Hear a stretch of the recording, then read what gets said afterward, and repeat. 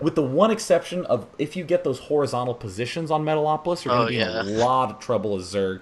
But if you can get cross spots or vertical spots, you are going to be in fantastic shape because you get your half of the map, and every expo you take, you're expanding away from your opponent.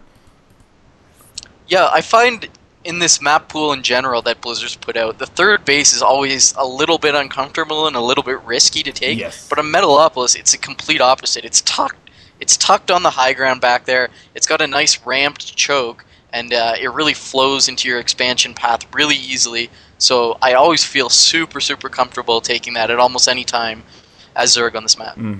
So let's go right into Game 2 on Metalopolis. IdrA currently down 0-1. TesteR, of course, as Artosis calls him, the best Protoss player in the world, up 1-0 in the finals here of the Altitude TeamLiquid Invitational. I am Day 9, and with me is my beautiful, wonderful co-caster Chill, and the game is now started.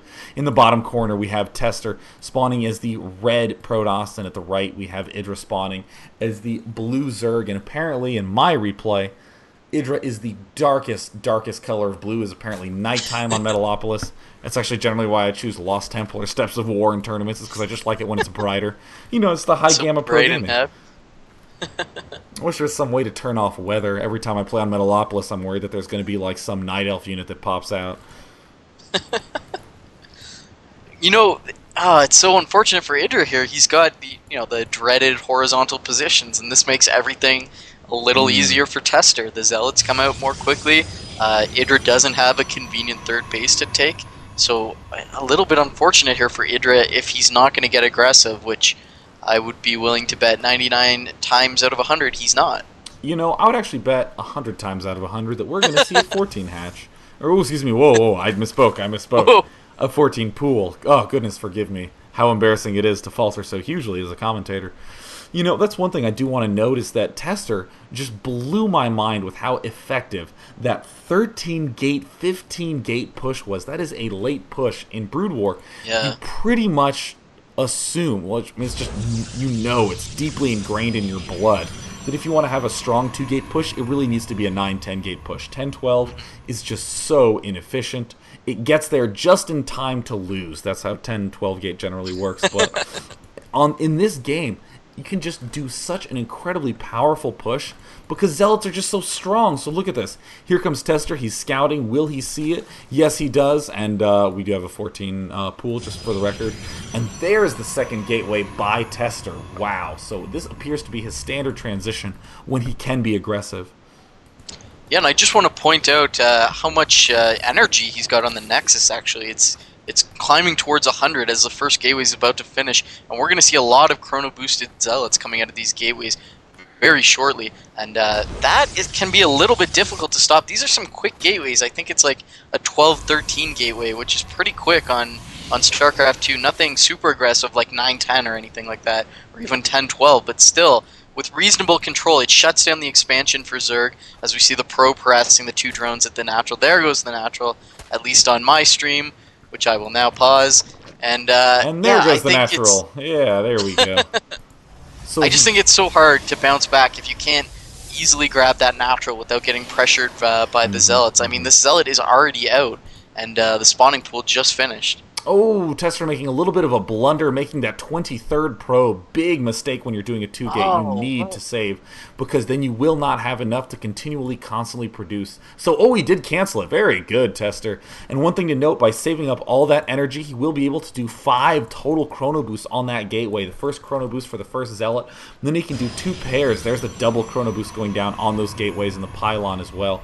So he is going to get these 5 Zealots out so quickly. The Queen isn't even done yet. Going to the unit counting station. 6 Zerglings, 8 Zerglings against 5 Zealots. That's outrageous. And the Queen just now spawns. She vomits. Here comes the huge push at the front. IdrA is going to have an impossible time trying to hold this off. What phenomenal timing by TesteR.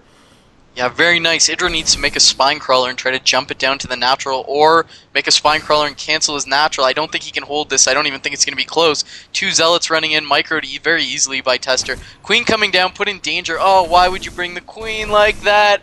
That was the key to holding it off, just being able to inject to get enough Zerglings, and IdrA just does not have the capability to produce enough Zerglings to hold this off. I think it's going to be a very easy finish for TesteR. Queen goes down at the bottom of the ramp. What an embarrassing play right there by IdrA. Now these Zealots are whacking away on the hatchery. The Zerglings are trying to do some sort of nice micromanagement.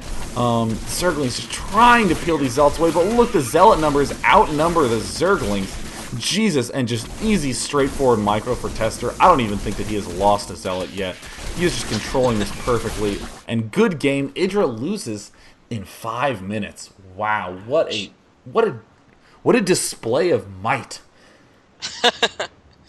Well, I feel this is what I said. I feel like at this point in this game, 2-gate is just so strong compared to what it was like in Brood War. Everyone figured out the micro in Brood War, how to surround the units, how to control them very easily, but it doesn't work like that in this game.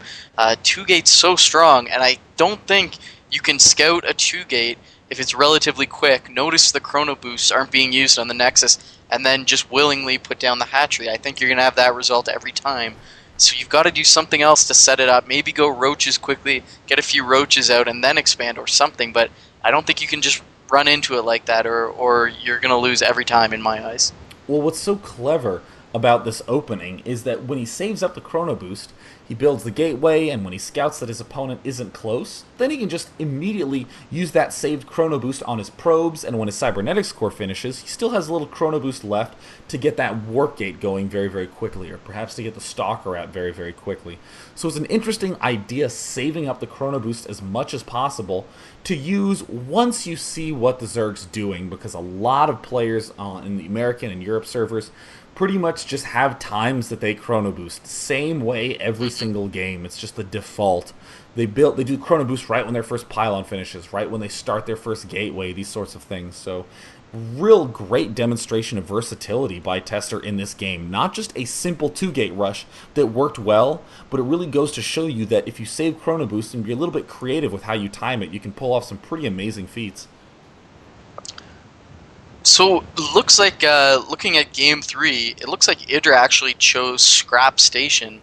Do you think that's to stop the 2-gate possibility? Is he tired of dealing with 2-gate? Wants to force TesteR